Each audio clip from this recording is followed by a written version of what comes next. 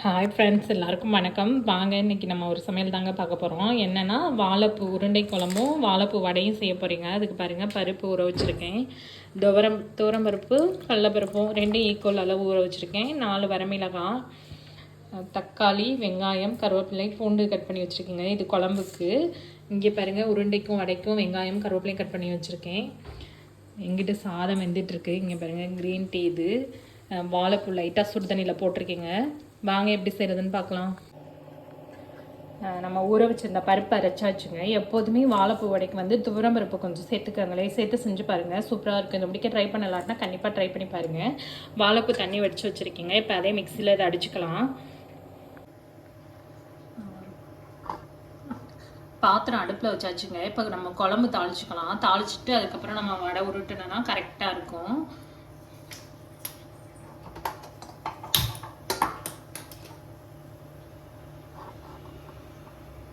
பாத்திரம் வச்சாச்சு. பாத்திரம் சூடாகட்டும்.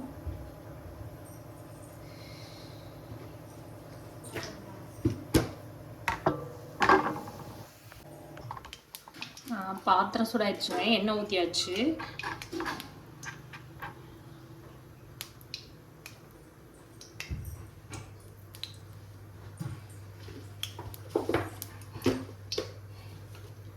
இப்போ நான் 2 துண்டு பட்டை, 2 கிராம்பு, கொஞ்சோண்டு சோம்பு, ஒரு பிரியாணி இலை போடுறீங்க. இதெல்லாம் வாசத்துக்காண்டி தான்.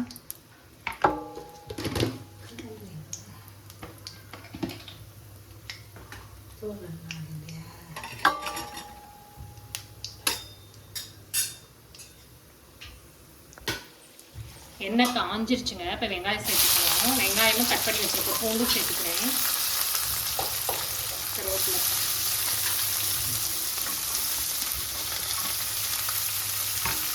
அப்படியே உருண்டை குழம்பு தாங்க. அதில் வாழைப்பூ சேர்த்துருக்கேன். அவ்வளோதான். வெங்காயம் வதங்கட்டும்.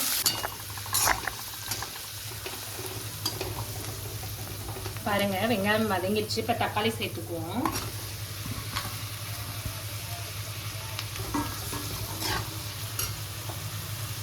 தக்காளி வதங்குறதுக்கு உப்பு சேர்த்துக்கலாம்.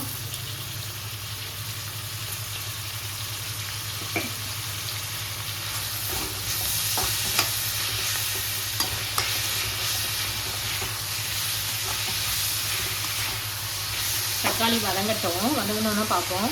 பாருங்க, அந்த சைடு தக்காளி வதங்கிட்டு இருக்கு. அதுக்குள்ளாரே நம்ம எடுத்து வச்ச வாழைப்பூவை போட்டாச்சுங்க. இப்போ இதுக்கு தேவையான பொருள்லாம் சேர்த்துக்கலாம்.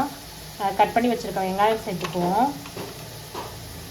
நல்லா சின்ன வெங்காயம் கட் பண்ணி வச்சுருக்கீங்க. உருண்டை குழம்புக்கு வடைக்கெலாம் சின்ன வெங்காயம் போட்டோம்னா நல்லா டேஸ்ட்டாக இருக்கும். இப்போ கருவேப்பிலை, இது எல்லாத்தையும் சேர்த்து மிக்ஸ் பண்ணிக்கணும். இப்போ உருண்டைக்கு தேவையான அளவு உப்பு சேர்த்துக்குவோம். இந்த பருப்புக்கு தேவையான அளவு உப்பு, சால்ட்டு சேர்த்துக்கிறீங்க. சேர்த்து எல்லாத்தையும் மிக்ஸ் பண்ணிக்குவோம். நல்லா மிக்ஸ் பண்ணி வச்சுட்டிங்க. இப்போ நம்ம இதை உருண்டைக்கும் வடைக்கும் எடுத்துக்க வேண்டியதான். இப்போ குழம்பு எப்படி இருக்குன்னு பார்ப்போம் வாங்க. தக்காளி வதங்கிட்டு இருக்குங்க.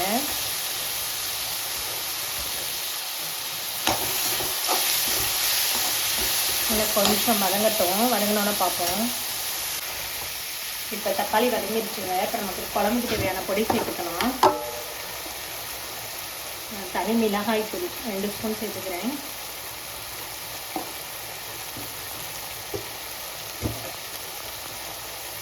மல்லித்தூள் 2 ஸ்பூன்.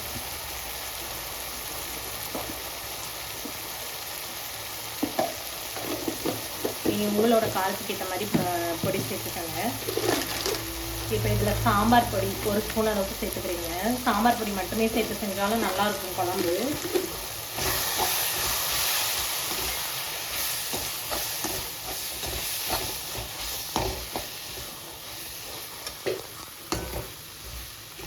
குழம்புக்கு தேவையான தண்ணி சேர்த்துக்கோங்க.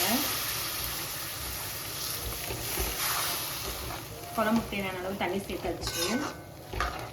நமக்கு எவ்வளோ குழம்போ அதுக்கேற்ற மாதிரி தண்ணி சேர்த்துக்குவோம். ஏன்னா உருண்டை போட்டால் அப்புறம் உருண்டை குழம்பு கொஞ்சம் உறிஞ்சிடுங்க. இன்னும் கொஞ்சம் தண்ணி சேர்த்துக்கலாம். 1 டம்ளர் அளவு தண்ணி சேர்த்துக்கிறேன்.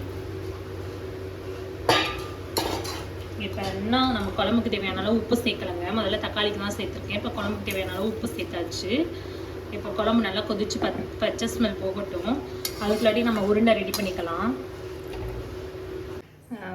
பாருங்கள், இப்போ அதில் நான் ஒரு பச்சை மிளகாய், கொஞ்சோண்டு இஞ்சி துருவி சேர்த்துருக்கேங்க, நல்லா நைஸாக. இப்போ இதை நல்லா மிக்ஸ் பண்ணிவிட்டு உருண்டை பிடிச்சிக்கலாம். இதோட ஒரு கைப்பிடி தேங்காய் பூ சேர்த்துக்கிறேங்க. தேங்காய் பூ இது மாதிரி உருண்டை குழம்பு, சாதாரணமாக பருப்பு உருண்டை குழம்புக்குமே இது மாதிரி சேர்த்தோன்னா நல்ல டேஸ்ட்டாக இருக்கும். நீங்கள் கண்டிப்பாக இதே மாதிரி ட்ரை பண்ணி பாருங்கள். இது மாதிரி தேங்காய் பூ போடலைன்னா போட்டு ஒரு டைம் செஞ்சு பாருங்கள் எப்படி இருக்குன்னு. இந்த வாழைப்பூ உருண்டை, வாழைக்காயில் உருண்டை குழம்பு இதெல்லாம் செம்ம டேஸ்ட்டாக இருக்கும். செட்டிநாடு ஸ்டைல்லாம் அதிகமாக நாங்கள் இந்த பக்கத்து ஊர் தானே இந்த மாதிரி உருண்டை, வாழைக்காய், வாழைப்பூ வடை எல்லாம் நல்லா ஃபேமஸாக இருக்கும். இப்போ தேங்காய் பூ போட்டு நல்லா மிக்ஸ் பண்ணியாச்சு. வாங்க உருண்டை பிடிச்சிக்கலாம். நான் சின்ன சின்ன உருண்டையாக பிடிச்சிக்கிறேன் குழம்புக்கு தேவையான சைஸுக்கு.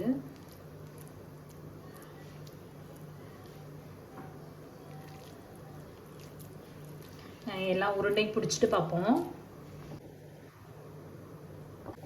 மீத மாவு இங்கே பாருங்க இருக்குது. இது அப்படியே வடை செஞ்சுக்கலாம். அப்படியே இருக்கட்டும். குழம்ப முடிச்சுட்டு வடை தட்டிக்கலாம். இங்கே பாருங்கள், ஒரு பாதி மூடி தேங்காய் துருவி வச்சுருக்காங்க. இது குழம்புக்கு ஊற்றுறதுக்கு. ஊற்றுனா நல்லாயிருக்கும்.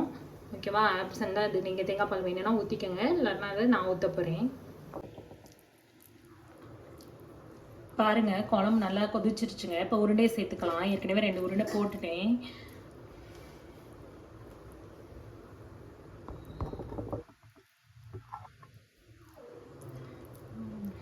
இந்த குழம்புக்கு வந்து ஒரு சின்ன நெல்லிக்காய் சைஸ் புளி எடுத்து வச்சுருக்கேங்க. உருண்டை ஒரு அரை வேக்காடு வெந்ததுக்கப்புறம் அது சேர்த்துக்குவோம். தக்காளி நிறையா சேர்த்தா புளி சேர்க்க வேணாம்.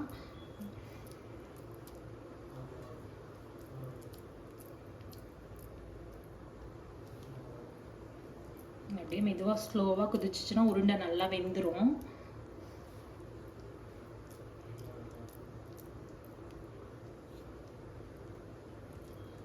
கண்டிப்பாக நீங்கள் இந்த வாழைப்பூ உருண்டை குழம்பு செஞ்சு பார்த்துட்டு எப்படி இருந்துச்சுன்னு எனக்கு கமெண்ட் பண்ணுங்கள்.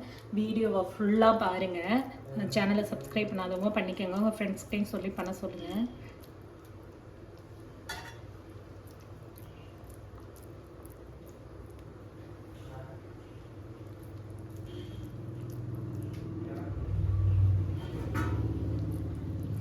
அவ்வளோதாங்க, எல்லா உருண்டையும் சேர்த்தாச்சுங்க. இப்போ இதை மூடி வச்சுருவோம். மூடி வச்சுட்டு அப்படியே ஸ்லோவாக குக் ஆகட்டும். உருண்டை உடையாமல் இருக்கும். நம்ம கரண்டிலாம் போட்டு எதுவும் கிண்ட வேணாம். அப்படியே மூடி வச்சுருவோம். ஒரு 5 மினிட்ஸ் கழித்து பார்ப்போம். பாருங்கள், நம்ம உருண்டை குழம்பு சூப்பராக ரெடியாக இருக்குங்க. இப்போ இதில் நம்ம புளி தண்ணி சேர்த்துக்கலாம். நான் ஒரு சின்ன நெல்லிக்காய் சைஸ் புளி எடுத்து வச்சுருக்கேங்க. புளி சேர்த்துக்கிறேன். அவ்வளோதாங்க. இப்போ இது புளியோட பச்சை ஸ்மெல் போகிற முடிக்க லைட்டாக இதாகட்டும். உருண்டெல்லாம் நல்லா இதாக இருக்குது. நம்ம கிண்ட வேண்டாம். அப்படியே கொதி வரட்டும். அது லாஸ்ட்டாக தேங்காய் பால் சேர்த்து மல்லித்தலை தூக்கிட்டே இறக்கிக்கலாம். பாருங்கள், நம்ம உருண்டை பார்க்கல சூப்பராக இருக்குங்க. இதே மாதிரி நீங்கள் கண்டிப்பாக ட்ரை பண்ணி பாருங்கள். பாருங்கள், நம்மளோட குழம்பு உருண்டை நல்லா ரெடி ஆயிடுச்சுங்க. எடுத்து வச்சு தேங்காய் பால் ஊற்றியாச்சு. மேலே லைட்டாக மல்லித்தலை தூவி இருக்குங்க. அவ்வளோதாங்க, நம்ம குழம்பு ஆஃப் பண்ணிக்கலாம்.